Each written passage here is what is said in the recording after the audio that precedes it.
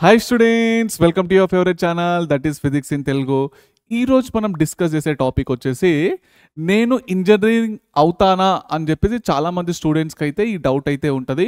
So దీని కోసము మీరు కూడా కొంచెం కష్టపడాలి. సో ఇంజనీర్ అంటే నార్మల్ ఏ కాలేజ్లో అయినా కానీ వచ్చేస్తుంది అనుకోండి ఏదో ఒక ర్యాంక్లో. కానీ మంచి కాలేజీలో రావాలంటే మీరు దాని తగ్గట్టు హార్డ్ వర్క్ అనేది చెయ్యాలి. అయితే మీకు మంచి కాలేజీలో సీట్ అనేది వస్తుంది.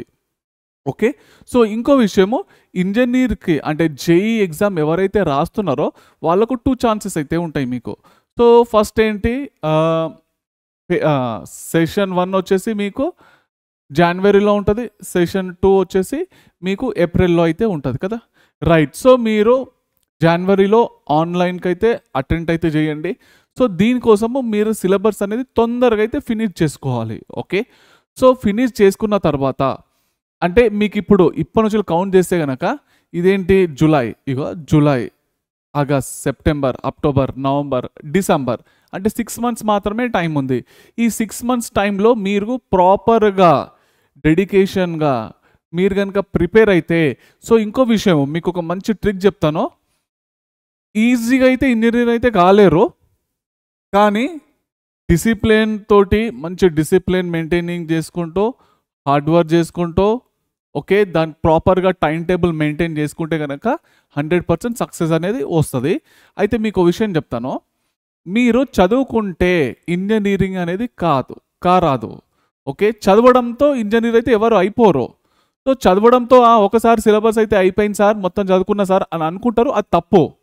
ఓకే, మీరు ఒక టార్గెట్ పెట్టుకోండి. ఏంటంటే ఒక 50 పెన్లు కొనుక్కోండి.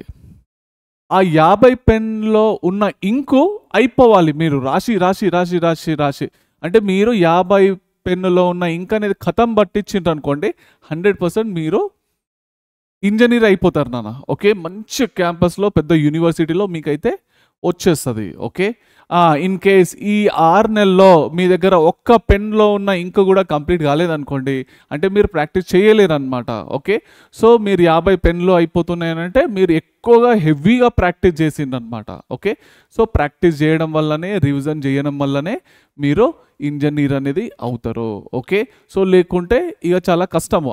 లేదా నార్మల్గా ప్రైవేట్ కాలేజ్ అయితే ఉంటాయి కాబట్టి సో ఎంసెట్లో కానీ ఏదో ఒక ర్యాంక్ వచ్చినా కానీ మీరు చెయ్యొచ్చు.